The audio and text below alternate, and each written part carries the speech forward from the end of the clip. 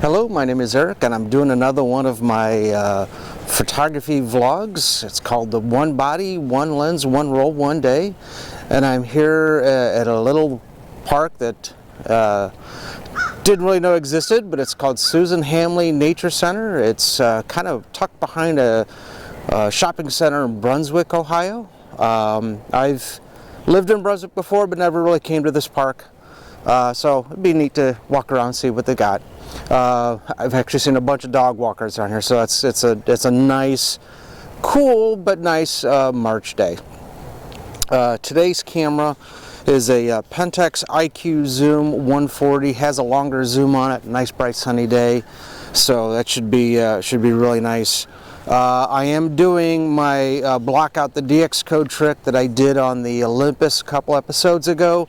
I'm shooting some 25-year-old expired Konica Centuria 400 speed film. So I took a piece of gaff tape, blocked out the DX code, put it in the camera.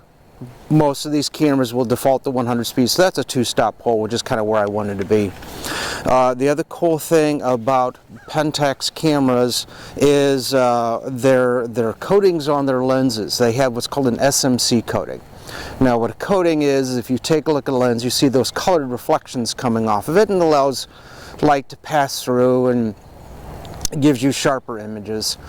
Most of the lenses from the 30s, 40s, 50s were uncoated. They started introducing some coatings to help out. There are a lot of lenses that are multi-coated, and multi-coated means a couple of the elements on one side, typically the forward-facing side, are coated again to help the light pass through. What a SMC lens is, and only Pentax does this, is every single optic on both sides have been coated. Now what that really does is it allows certain colors to pass through a little bit better and gives you that extra kick in color, almost like you're using a polarizing filter without getting the polarized effect. So there hopefully should be some extra kick in the colors here, but because this is also expired film and I don't know how it's going to kept or how it was kept, I'm not sure what I'm going to get. So again, this is an experiment, and a couple episodes ago you saw that experiment had blank negs. All right, I'm going to walk around, get some shots, see what I can get. Okay. In the middle of something? Go ahead. I haven't even started yet.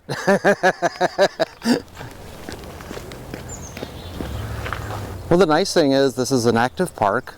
A lot of dog walkers, a lot of hikers, a lot of regular walkers trying to get out and get their exercise and stuff like that. I'll tell you a little bit more about the camera in just a second so some more people walk by.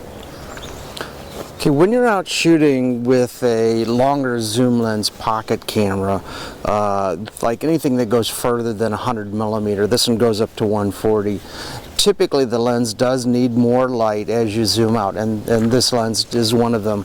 So maybe you're not using the slower speed film like the 50 speed or the 100 speed stuff unless you're on a tripod.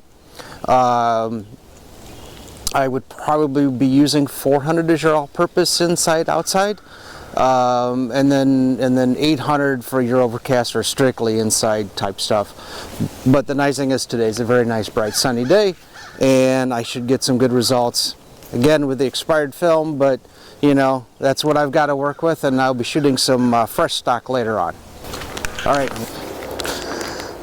Okay, so as you're out looking for your own pocket camera, and even a few interchangeable lens cameras, some of them will have a panoramic mode. Now what this is you're going to get this really kind of long stretch photo, and it's not really going any wider. What it's doing is clipping the top and bottom part off of your photo, and you're getting the center section stretched out. So keep that in mind when you're picking your camera. You're still going to get 36, but it might run you more for printing or scanning. All right, I'm going to get back to my photos.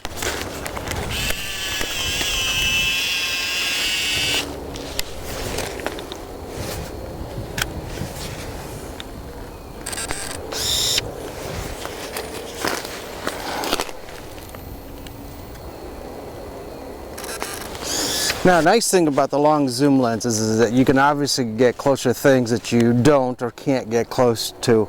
I found this kind of like a little pondish area but it's still kind of damp and wet.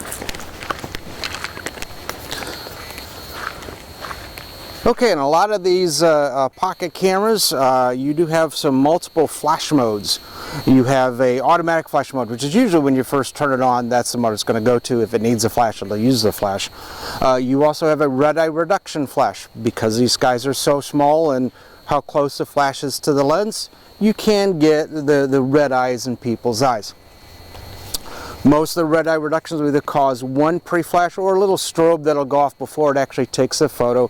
So be aware there's going to be a slight delay, and that forces the subject's eyes to kind of narrow down a little bit, and you don't get the red eyes, or you don't get as dramatic of the red eyes. You can also turn off the flash so it doesn't fire at all. So on a day like today, if you like to see the shadows, turn your flash off. This has another mode called bulb mode with a infrared remote, which I left at home, so I'm not worried about it today. I can set it for this. The flash will not go off, and as long as I'm holding down this button, it will continue to take the photo. I think it maxes out at about 10 seconds. So you could do some like nice nighttime car streaks, maybe some basic astro stuff. That may be something to try in a future episode, but not today. It's kind of still a little cool. The last mode is a fill flash, which means it will fire every time. So in a day like today, your flash may not fire because there's so much light, but if you've got someone standing underneath the shadows of trees, you may want to kick your flash off, and then which will help knock the shadows off your subject. The only thing to be aware of, these flashes are only so effective, so they're effective maybe 10 to 12 feet. So I would be careful when you're zooming in on your subject with these bigger zoom cameras, because you might zoom in on something 30, 40 feet away and it looks fine on your camera, but your flash is not going to reach that far. So you might have to step closer in order to get that shot. Of course, you never really know until you get your results back. Alright, I've got like 2 shots left. I'm going to go take them and go turn it in. If you like the video, feel free to give it a thumbs up.